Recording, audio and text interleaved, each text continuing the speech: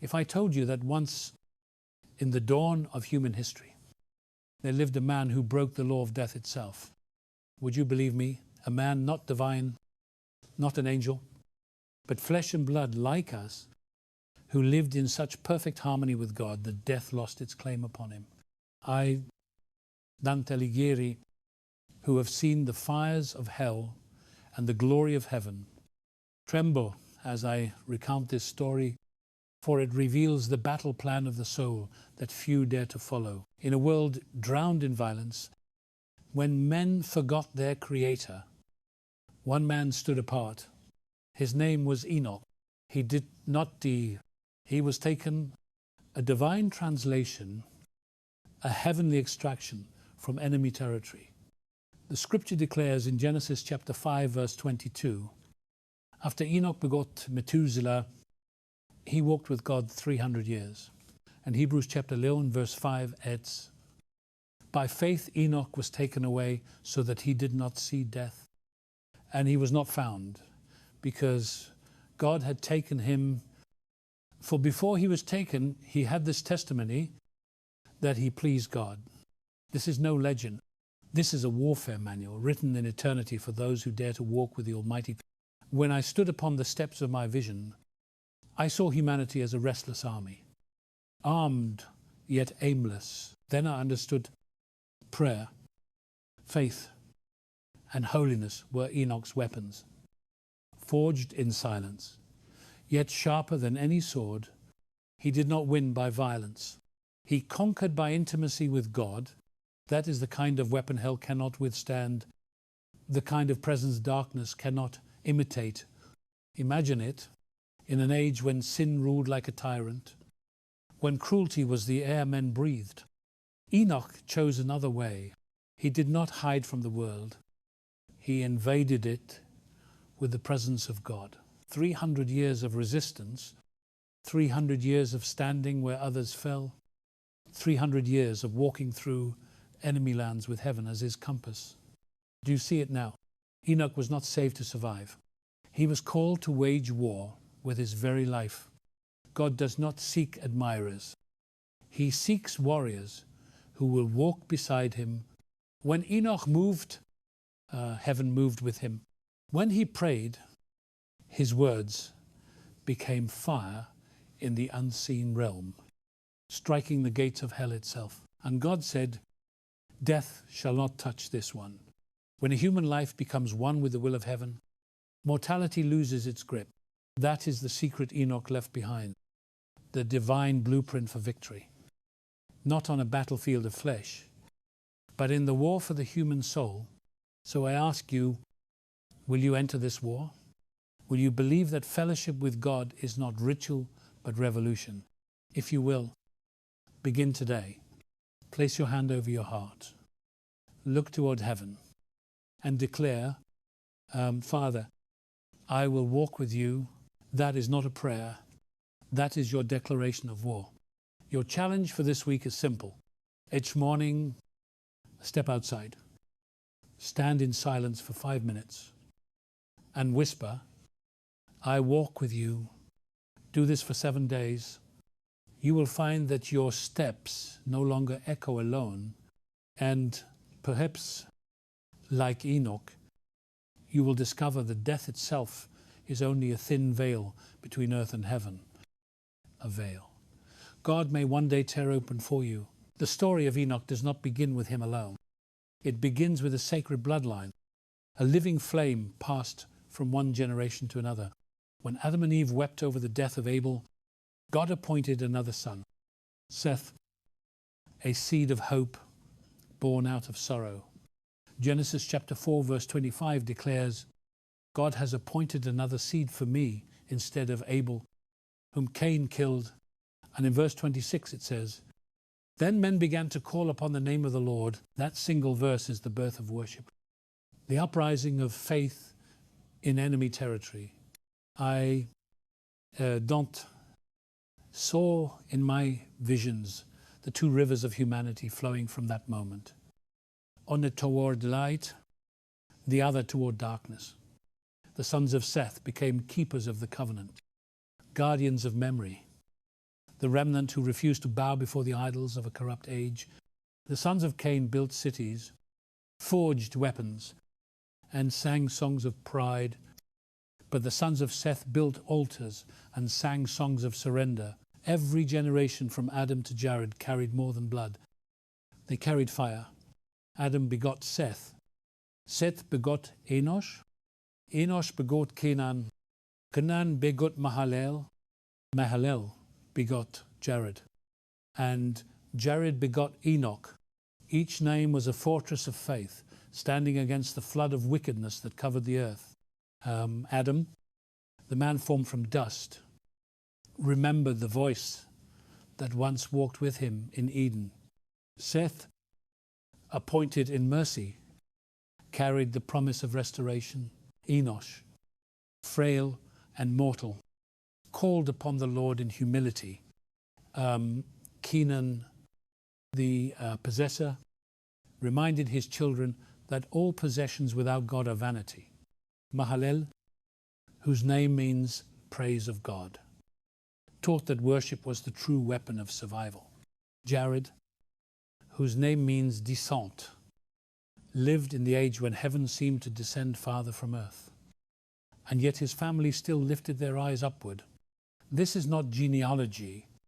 This is warfare history. Every birth was a battle won. Every name. A declaration that the light still burns. The enemy's strategy has always been the same: to corrupt the generations, to replace remembrance with rebellion, to make families forget their divine origin. But God's counterattack has always been to raise up fathers who remember, mothers who pray, and children who call upon his name. That is the unseen battle that shaped Enoch's world, and it is still the one shaping ours. You and I are part of that same lineage, spiritual descendants of Seth, called to keep the fire alive.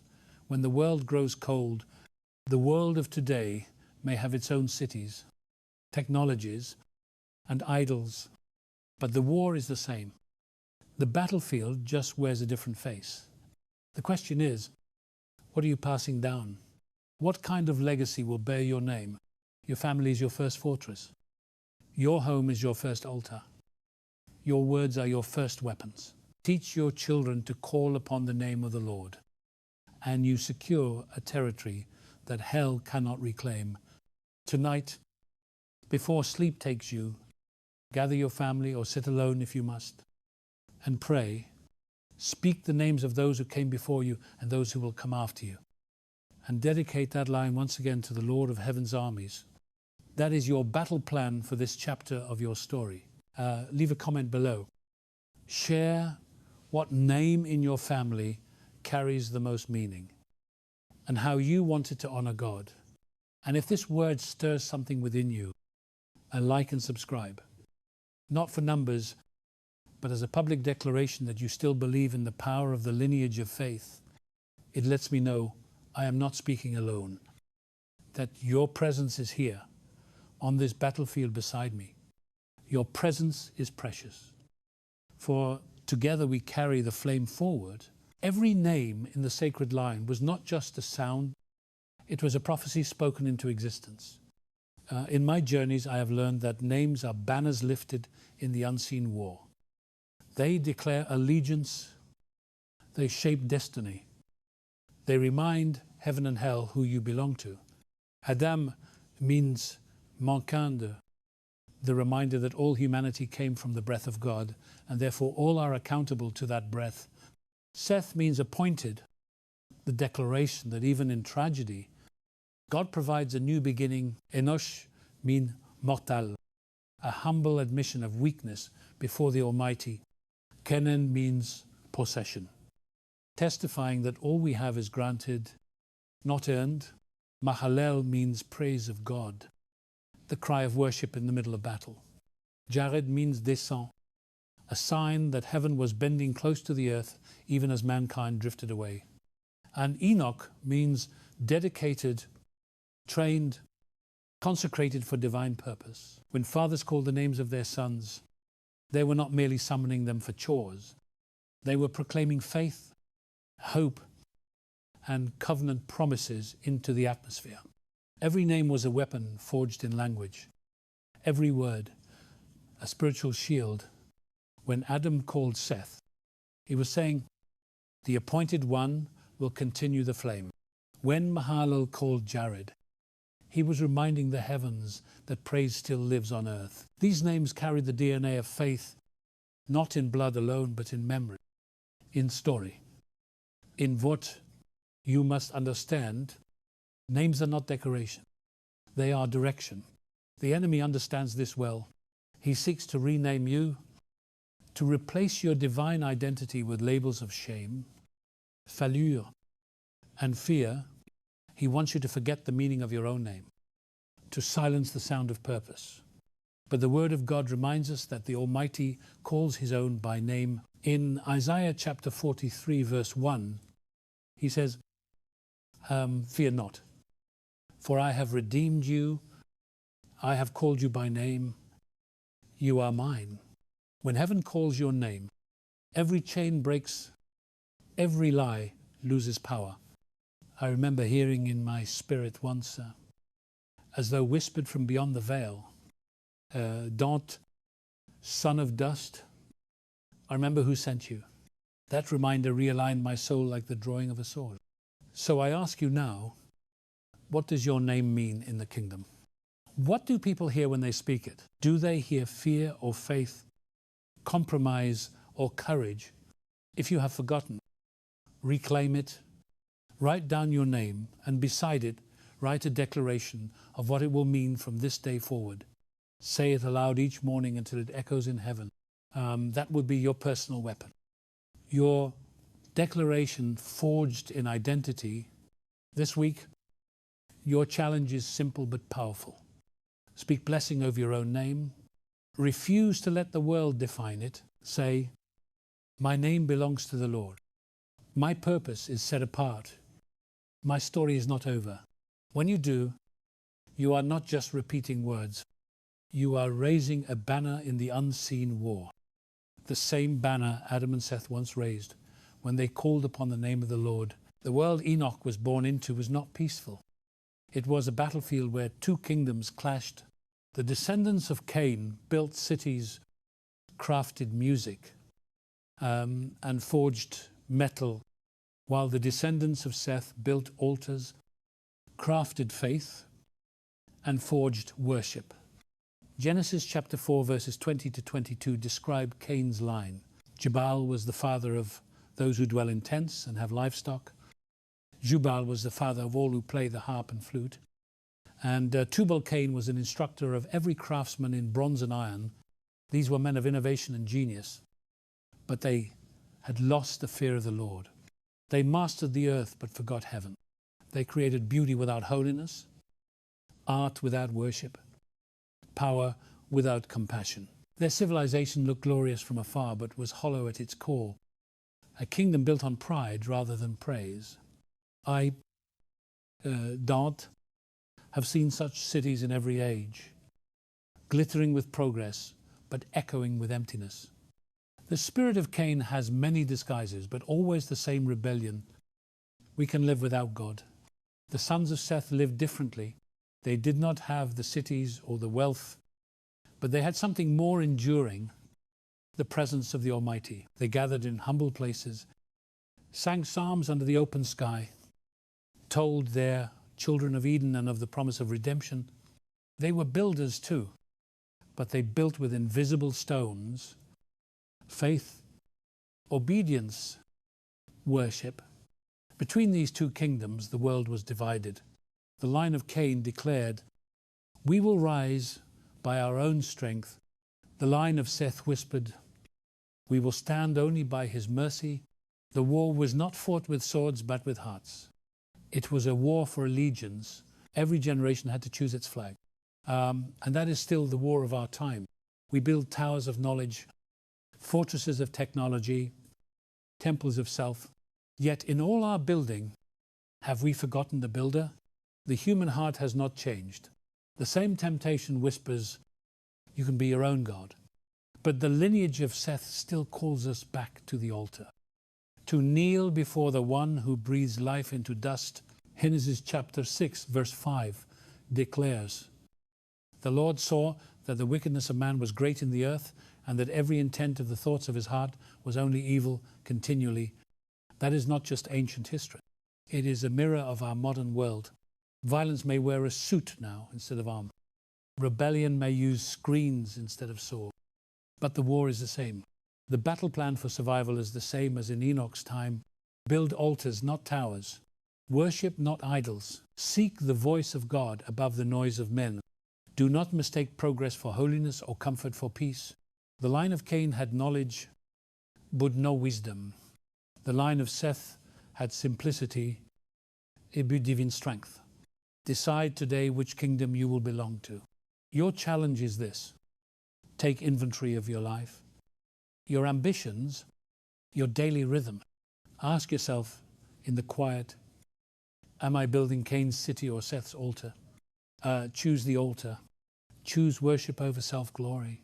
The kingdom you build in your heart will one day determine where your soul walks in eternity. In my vision, I saw Enoch as a young man walking through a world divided between the songs of Cain and the prayers of Seth. He was surrounded by noise, ambition, pride, and yet something inside him burned for silence. While others sought wealth and power, he sought the whisper of God. It began as curiosity, a quiet, stirring in the soul, a hunger that no feast of men could satisfy. The stories of Adam and Eve, of Eden and the lost garden, were not myths to him. They were memories carried in his blood.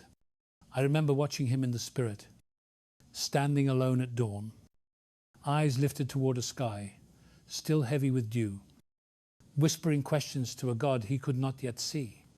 That was the seed of his calling, the divine restlessness that separates the chosen from the comfortable. Genesis chapter 5 verse 22 would one day describe the fruit of that longing. After he begot Methuselah, Enoch walked with God 300 years. But before the 300 years came the first step, the choice to walk. You see, the greatest battles begin not with swords drawn, but with knees bent. Enoch's heart became an altar long before his feet began their pilgrimage with God. He learned to listen in the stillness, to find strength, not in crowds, but in communion. He did not have scrolls or temples, yet the world itself became his sanctuary.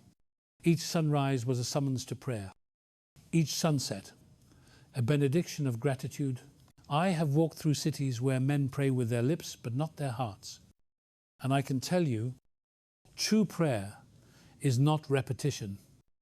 It is rebellion against apathy. When Enoch prayed, he was not escaping life. He was invading darkness. That is what made him different. His solitude was not retreat, but strategy. His silence was not weakness, but preparation. They mocked him, calling him a dreamer, a fool, a man lost in thought. Yet those who mocked him could not deny the peace that followed him like a shadow.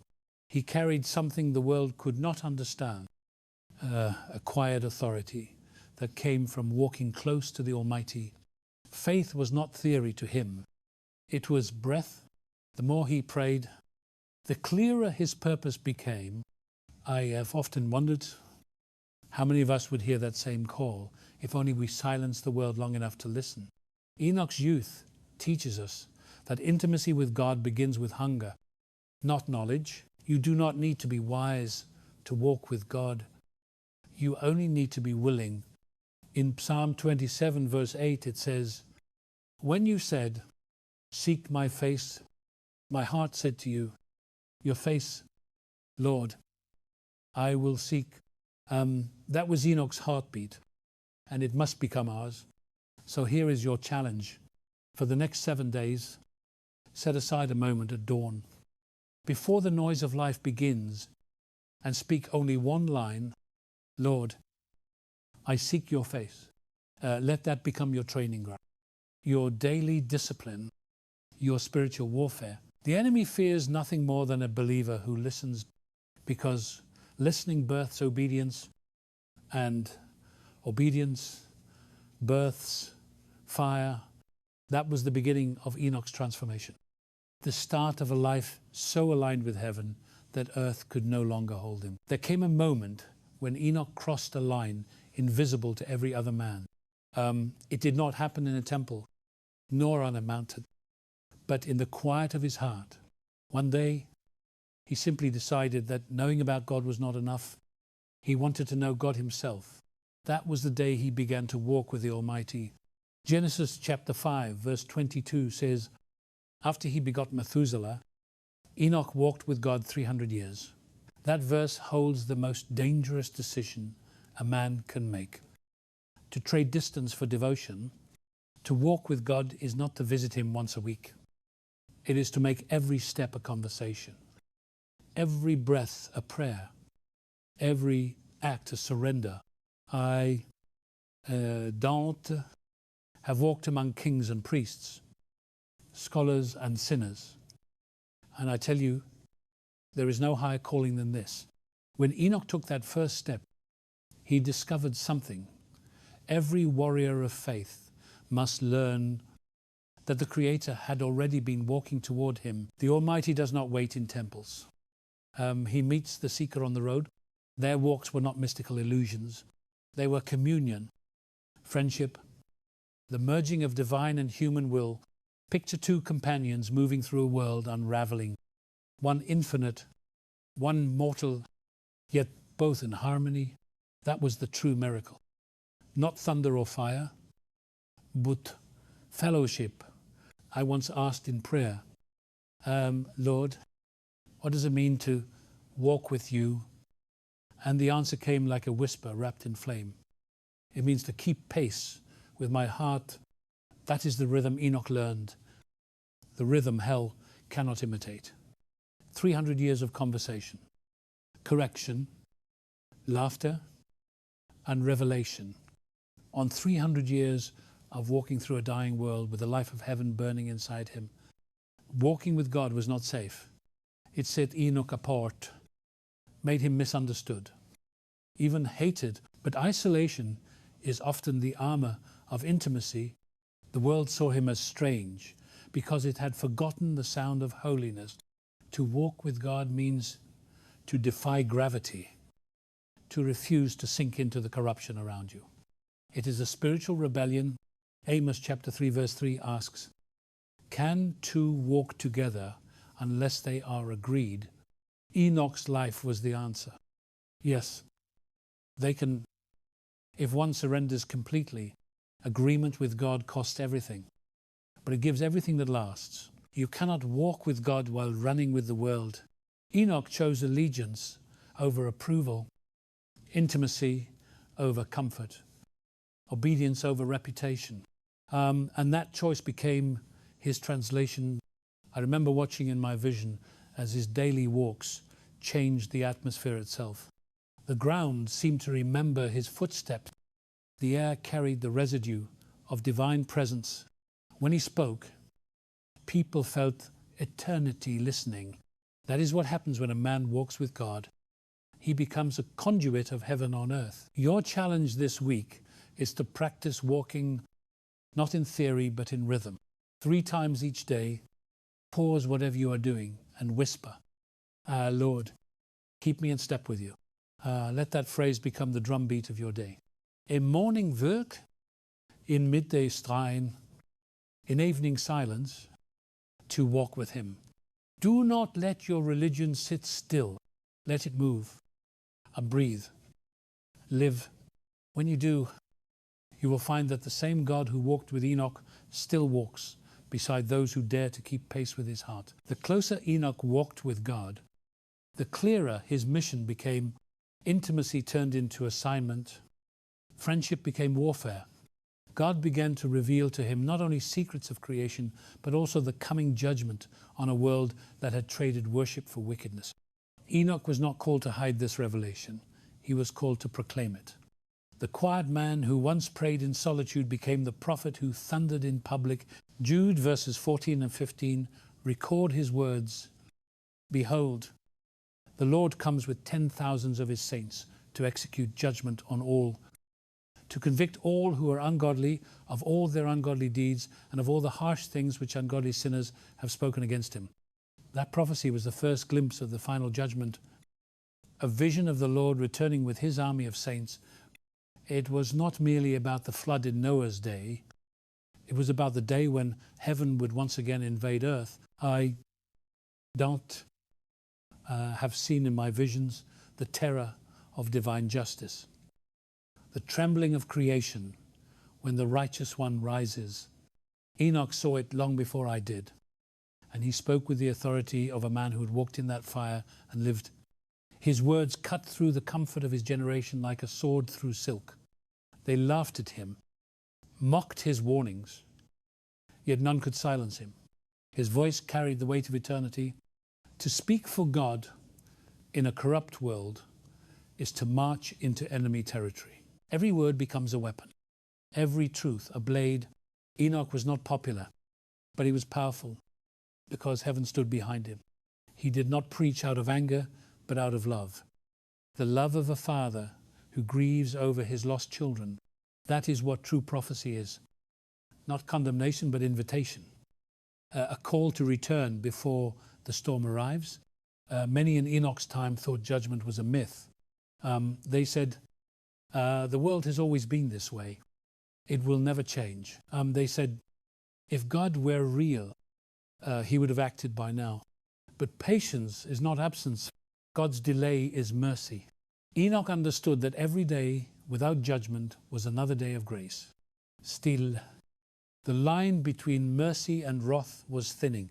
I imagine him standing before the crowds, eyes blazing with compassion, voice trembling, not with rage but with sorrow, pleading, turn back before it is too late. Few listened, most turned away. Yet Enoch did not stop. He had seen too much to be silent. The message of judgment burned in him like fire shut up in his bone.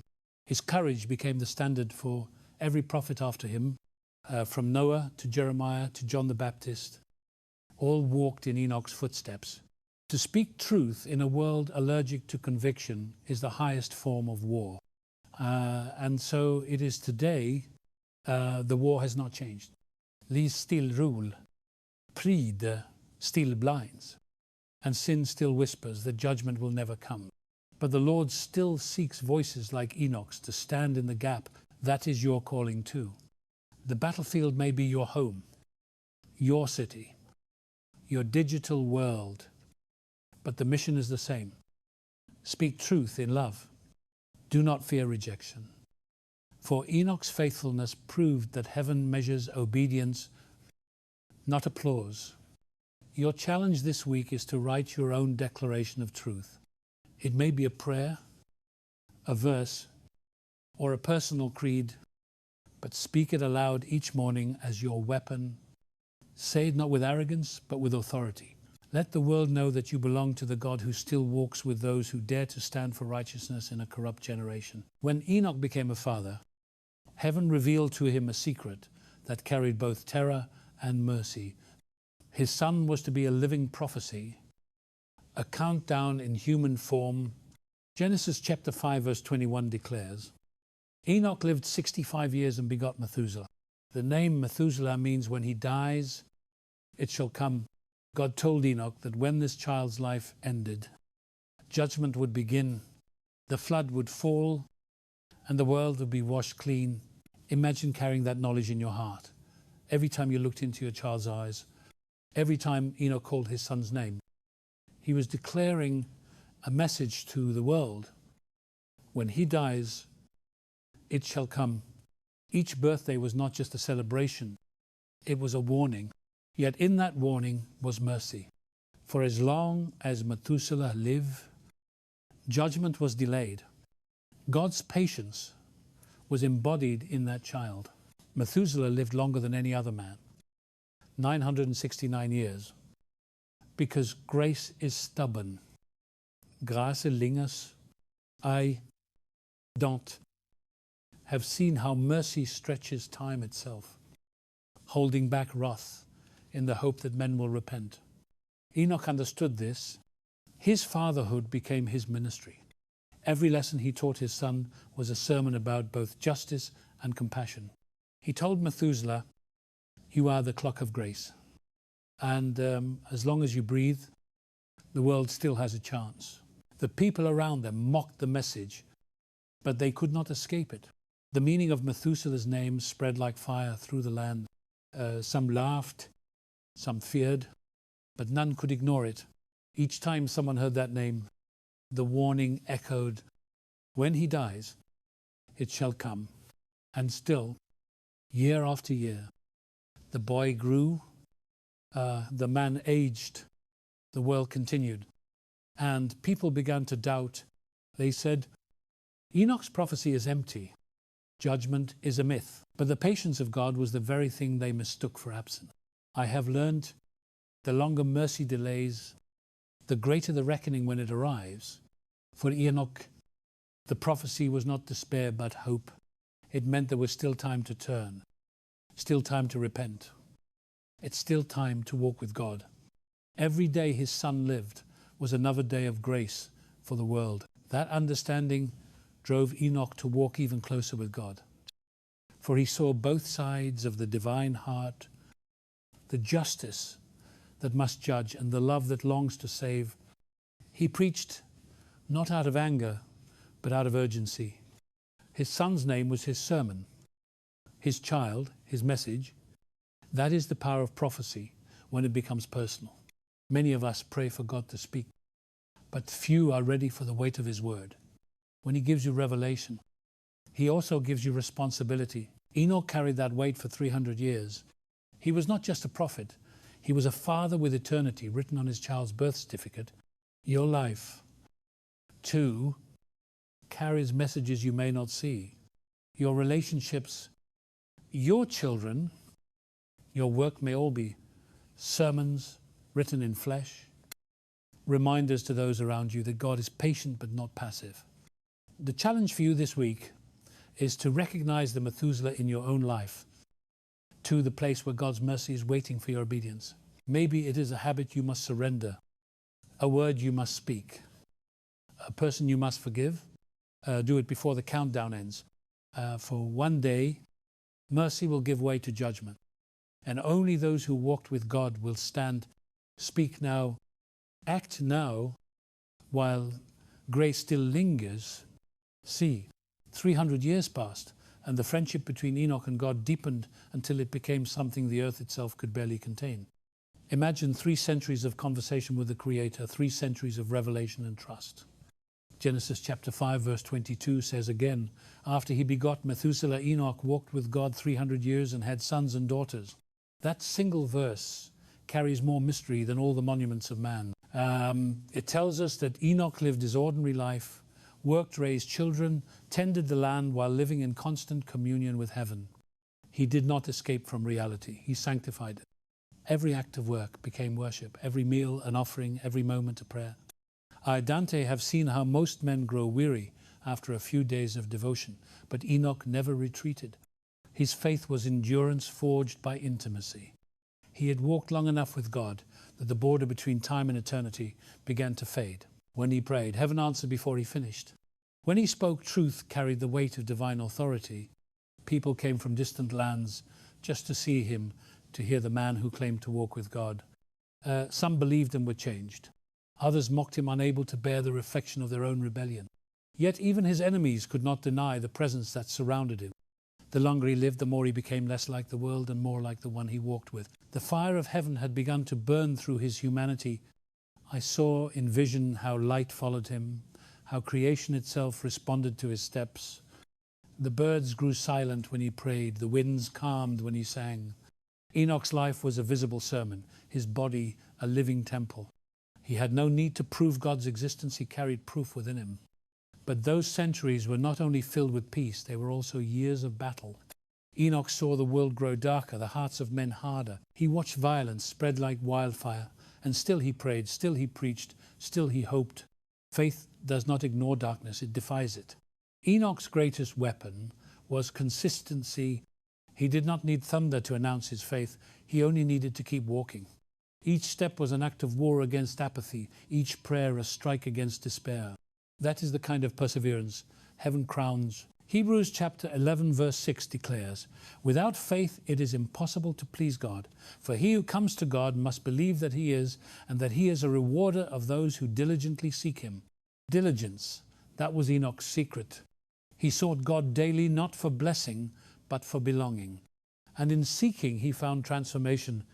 He became what Adam had lost, a man perfectly aligned with the heart of the Creator. In that alignment, the world's corruption could not cling to him. You and I are invited into the same endurance. This is not a sprint of emotion, it is a march of devotion.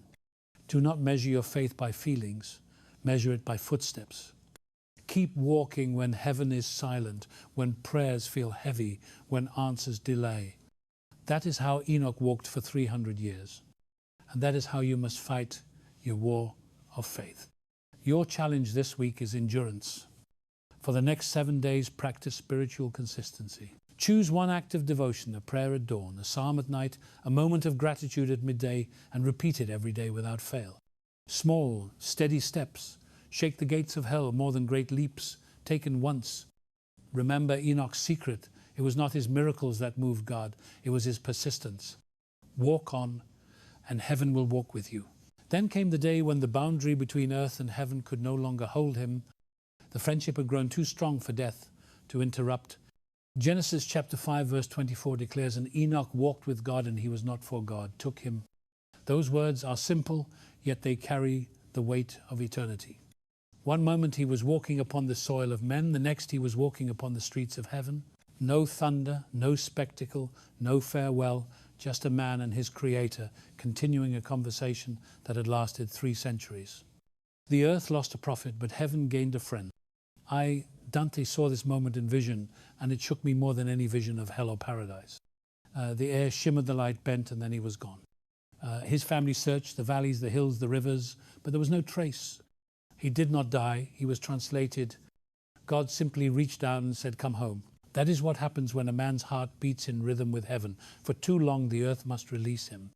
Hebrews chapter 11 verse 5 gives us the key. By faith Enoch was taken away so that he did not see death and was not found, because God had taken him. For before he was taken, he had this testimony that he pleased God. The secret was faith, not fear, not effort, but faith that pleased the Almighty. Enoch's life was a declaration that fellowship with God is stronger than the curse of mortality. His translation was the first whisper of a greater promise, the resurrection, the rapture, the gathering of the faithful, when death will be no more. 1 Thessalonians chapter 4 verse 17 says, "Then we who are alive and remain shall be caught up together with them in the clouds to meet the Lord in the air, and thus we shall always be with the Lord." Enoch was the preview of that eternal victory. I often wonder what his last words on earth were. Perhaps a simple prayer, "Father, I am ready," and then silence followed by glory. His story proves that death is not the end for those who walk with God. It is merely a door that swings open into eternity. The man who pleased God without temples, without priests, without written law, became the first to show that relationship is greater than religion. You and I stand in the same invitation, to walk so closely with the Almighty that death itself becomes obsolete. The challenge for you is this: live as one already preparing for translation, let every word you speak, every step you take, every decision you make echo the heartbeat of heaven. Purity is not a rule, it is armor. Faith is not emotion, it is breath. Live ready, speak truth, love deeply. And when your time comes, may the world say of you, as it said of Enoch, he walked with God and he was not, for God took him. This is not fantasy, it is your destiny if you dare to believe. Begin now. Bow your head and say, "Lord, teach me to walk until the line between earth and heaven disappears." And as you rise from that prayer, remember this: the same God who took Enoch still walks beside you, waiting for the day when he will say, "The journey is finished, come home." Conclusion: I, Dante Alighieri, have walked through visions of paradise and darkness, but nothing stirs my soul like the story of Enoch, the man who pleased God until heaven claimed him. His life was not myth, it was a message written in fire. He showed us that holiness is not retreat from the world, but conquest within it. That to walk with God is the highest form of warfare. Every prayer you whisper, every act of obedience, every surrender of pride is a strike against the enemy's kingdom. The story of Enoch is not ancient history, it is a call to arms for your soul. We live in days that mirror his world, where pride reigns and truth is mocked, yet God still seeks walkers, not watchers, still searches for hearts that beat in step with his. You have now heard the strategy of this battle: faith, intimacy, endurance, obedience, and purity. That is the blueprint of victory. Now the question is simple: whose territory will you claim? Will you remain among the builders of Cain cities, or will you rise among the line of Seth, the keepers of the altar? Choose your allegiance now. Take the lessons of Enoch and forge them into your own life. Walk with God in the marketplace, at the table, in silence and in struggle. Let your name become a declaration that light still lives in the land of shadows. Before you leave this message, I give you one final challenge. Ask yourself in honesty, who am I walking with? If your answer is anything less than God, then the war is still raging inside you.